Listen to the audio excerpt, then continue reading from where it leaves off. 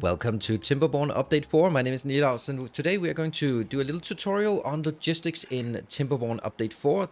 A couple of new things have been added that I would like to explain how they work and how to use them most efficiently. So the new things are the district crossing building here, and also the new warehouse settings as well, and how to use those. So if you like that, hit the like button, consider subscribing to the channel. If you want to see more of how this base evolves, then be sure to check out my YouTube series or come on over to Twitch, where I'm also streaming Timberborn. I'm really into that right now, so come join that. The first thing we're going to look at is the warehouses. Some things were changed in terms of now warehouses can only store one thing. That's a really good change, so that they can only store one thing. They also have these buttons here: accept, obtain, supply, and empty. I'll just explain how it works, and then I will show you how you can use it.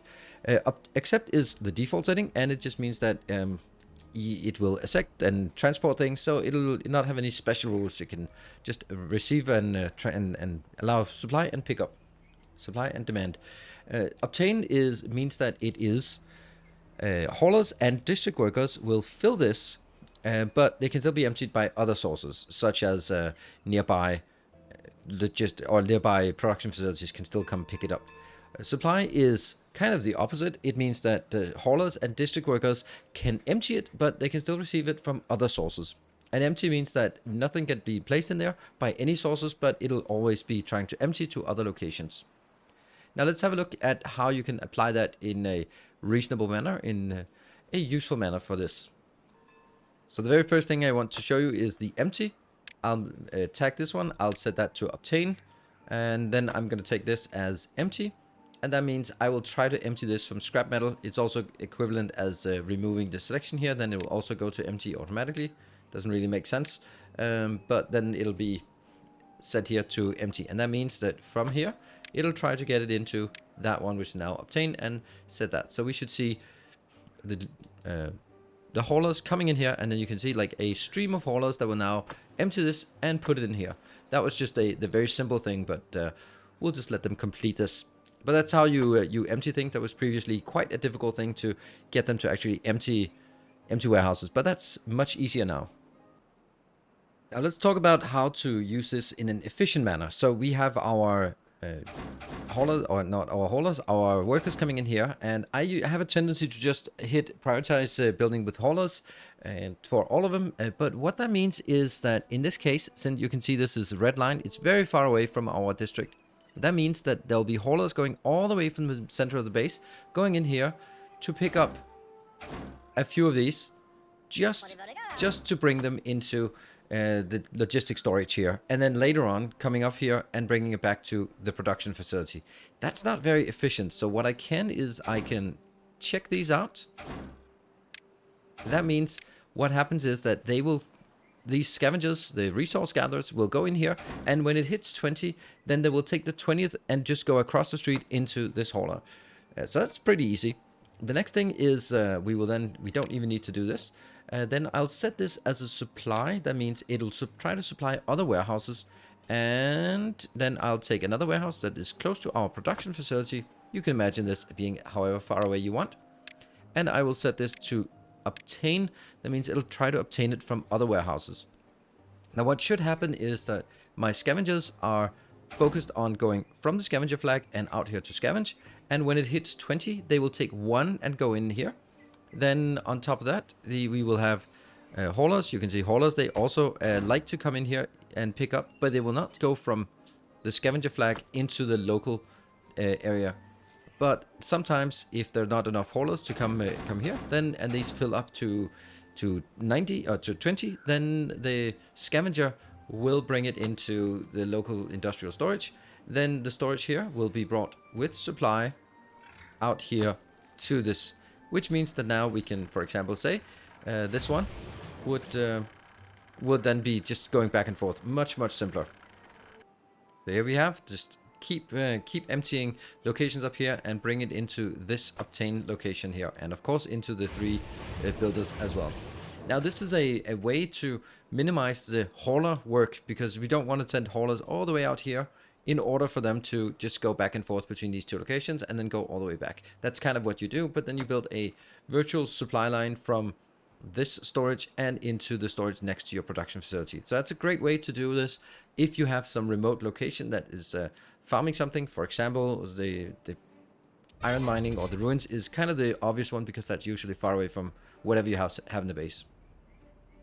The next topic we want to talk about is districts, and the first change to districts is the fact that there is no range limit. You can see over here, we go all the way out here and over here, and if we click on this tile, you can see that it is range 102 away from from the district. So now there is no, it's just hugely inefficient, but there is no fixed limit on how far you can get. And of course the little beavers are spending way too much time to go out there, so we'll definitely have to build a separate district at some point for that. But that's part of my Let's Play. Now let's look at the district. There's no longer any district drop-off pickup locations. They are now into a district crossing instead. And this is one building. That's actually two buildings. You can see how that we can click on each side. They each belong to part of this district. So districts in general, they have to be split between there has to be a continuous road location inside of district, and then that has to be broken with a district crossing and into another continuous road segment that is a separate district. And then a district building in each one. There we go. District building in each one to sort of control it. So how does this building work compared to previously? Well, this building has resources assigned on both sides. So this is resources from the home district, and this is resources from the lakeside district. And they are kind of working like haulers. They have a carrying capacity plus 100%, so they can carry more as well. So that's also very nice. Then we actually have to set up how to do the logistics between these settings. I have not done any setup, so what you see is the default logistics setup, and this is confusing. So we'll just take a little bit of time to go through how it works. Very simply, or the very overview here is that the left-hand side, the sliders, these are sliders. They are for exporting, and the radio buttons here are for importing. So you can control the export and import of each product per district individually. So it gives a huge flexibility, but it also means that there's a lot of things that can go wrong, and that's kind of the challenge here. Then you can set all to import all, or all to export. So you can export everything, or you can block all exports. You can set here no import for everything. You can set import if needed, and you can set import always. The difference between import needed and import always is import always will import things even though you do not have a local storage for it. And you can see this is the default settings. So you can see generally everything is set to export. So everything will be exported if it's available. You can see also here, this is indicating out of how big of a storage they totally have. You can see here the total storage is 400, while this total storage here is only 18 or 0 out of, there's 18 out of 0. Weird. Here's 132, so it's looking at this as a percentage. So you can kind of easily get a clear idea of what you have. If you look at this part, you can see what you have, and you can see here what you have as well. Pretty cool. And the difference between needed and export was as if you have something. So if you have a warehouse, then you will you'll bring things in. Also, if you have a, let's say like this, here, this one is recruiting canola oil and soybeans in making into fermented soybean. So as soon as I build this one, then stuff that is set as needed would also start pulling in canola oil and soybeans from other districts. For better or for worse, that's one of the things that I think is it's not a problem. Well, it is a problem, but it's not a bug or anything. It's just like, remember this, because in most cases, I would imagine that you build your farms, and then the production of to the final products nearby, and then export the finished product out. So I don't want to be exporting soybeans or canola seedlings or cassava seedlings or anything like that out of my food production district. I want to finish it up into final products, the fermented, and before I even export it out. So that's something to keep in mind. We go in here for distribution, lakeside. So that is basically how it works. That means that in order for you to actually have an import or a transfer between different districts, you must have enabled export and enabled import. So for example, in this case, this is district 1, my home district. If I want to make sure that I import planks or I export planks, then this one has to be, for example, set to 0. I could also say I don't want to export all of it. I just want to make sure that there's always 25% of my storage available in the home district before I start exporting anything. Then only excess that will be exported out. So retaining something instead of just emptying it. If we don't have enough, then you will just kind of run out in both locations. But if you want to say that I don't want to be exporting everything, the issue is also that if both are set to, for example here, export down to 0 and import everything, the same as the other one, then you're actually just bouncing things back and forth. If there's a supply in both locations, then as soon as you have a little bit in one, then it'll start transferring it to the other to balance it out between the two different districts. That's something to keep in mind as well. So if we look at how I would set things up, between these, I would set it up, for example, in this case, I have a specific, I only have 2 districts. So I have my home district that does basically everything. And then I have my new district that's in charge of making food. So hopefully that will make enough food. And that means I will be sending some food back again. You can see in this case, I have kohlrabi in the home district. But aside from this, all the other foods are produced in the new district. So if we want to simulate that, we go here.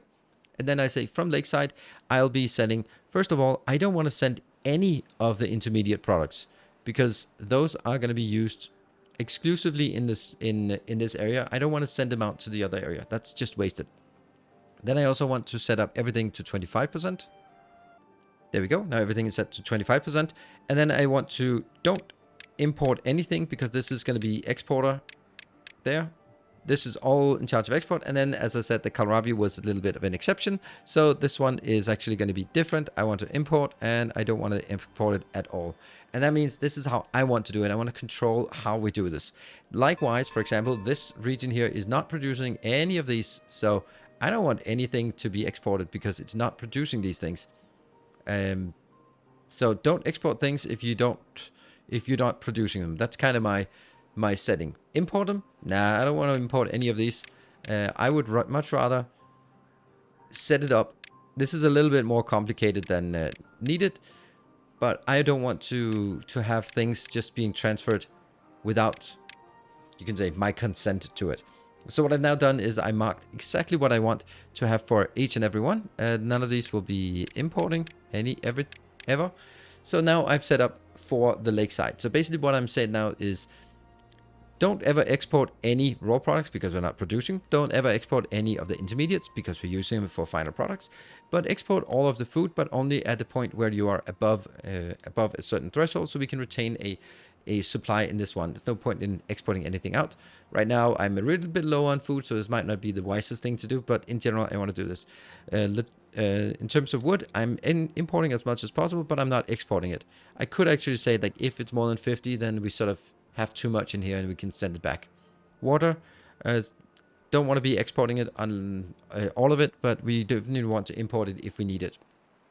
And then you can kind of do the same thing for the District 1, sort of opposite, and that's kind of just having to set that up. There, in this case, now I have disabled all the stuff that I don't want to import, but I've also freed up all the exports. If someone wants paper, then they can get paper from here. Or if they want scrap metal, they can get scrap metal. It's just that they won't be importing it back into this location yet. This also means that, for example, as I mentioned earlier, that if I want to make a scrapper location here, a metal location here, then I would have to sort of change the settings on my import here in order to sort of import the scrap metal as needed. I prefer to have this kind of control. If you just leave it as the default, it works, but it will be exporting a little bit more than you need. So I prefer to have this because then I have strict control of what goes where. And if I have a new product, for example, let's say I decide that this location is going to make, what do you know, coffee. That makes sense. It's kind of a food thing, so I think it should be down here, but it's not. Then I would have to say, okay, District 1, you would have to be importing coffee, but not exporting coffee. And this Lakeside would then be exporting coffee, but only when it's over 25%, and then don't import it at all because you're the one producing it. And that's the kind of setup I would have to do for all districts, all products, whenever I add a new product to my setting. But luckily, as you can see, it's not that many settings, and depending, of course, on how many districts, I just prefer to have this kind of level of control to make sure that you do it. This is a way to minimize the amount of haulers going back and forth, because that's kind of going to be a big deal later on.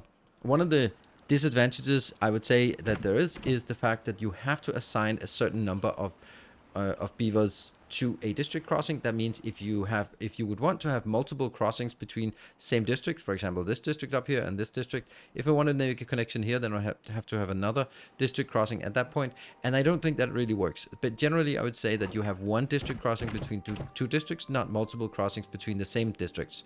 Then if I build another one here, then I would have a district crossing between my home district and my metal district. I could also have another one between my metal and my lakeside if I wanted to, but then again the disadvantage of that is that I'll be needing to assign something here, and this is the difficult part, because do I need 3 for assigning? I don't know. I honestly don't know. This is really difficult for me to determine if that's enough or if it is not enough. Here you can see a lot of them coming in. They're actually going in here for eating the food, because this counts as a storage as well, so they will go in here and eat the food as well. So that's pretty good. We can also see that I have previously transferred some soybeans. That's exactly the stuff that I don't want to. I don't want to transfer soybeans, and I want to transfer a lot of these things. You can also see here a lot of things get stuck in this location. There can be up to 30 of each in here, but then they'll get stuck in this one. So you can use it as an extra buffer storage on top of whatever you have in here. Further disadvantage of this setup, I think the main disadvantage is the fact that you have to assign resources, and it's really difficult because sometimes you need to have a lot of going in and a lot going out, and it would be nice if the haulers could sort of use that as well. These are just coming in here just for eating, so they'll just use this as a stockpile. Not getting any haulers in, unfortunately, as far as I can see. They're just going in here and just topping up on food. So if this is not enough, you can see here, okay, are we not able to empty this fast enough? Then you'd need to assign more. If you can see that you are pretty okay with what you have, then you can assign less. But that's going to be a micromanagement part. You can also just kind of let it be a floating thing, but then it's going to be depending on whatever you have other priorities and moving up and down. So that's kind of it's kind of something you have to manage and just kind of get a sense of how much do you want in and out for each of these locations. In the beginning, you probably want more so that you fill up the local storage in the new district. Generally, I would say that the way it is designed seems to indicate that the ideal is a hub and spoke network. It means that you have one central district and then a lot of satellite districts doing sort of things and then transporting back to your central district, rather than having like a network. Because if I attach another district over here that attaches to the lakeside or back to our home district, then I have to do cross-docking or cross-trade between the districts, and that means it has to be exported from this location, imported in here, exported from here, imported in here. So it's a lot more work on shoveling things back and forth, and also more work on setting up the exports and imports. But it certainly is possible and it can work. I think it's just designed mainly to have a main district and then satellite districts. That's kind of how it works, and with one connection, one district crossing between each of those. So I hope that was useful and interesting if you are interested in how the new districts work. I tried to sort of explain how it works and how to use it efficiently. Hopefully that worked. If it did work, leave a comment below, or leave a like on the video, subscribe to the channel if you want to see more Timberborn. I am enjoying playing Timberborn, and I want to do more, but I also only want to do more when it's when there's actually an interest for it. So thank you very much for watching. Do come to my Twitch channel or here on YouTube to see the Let's Play as it progresses. Until next time, take care, and as always, stay effective.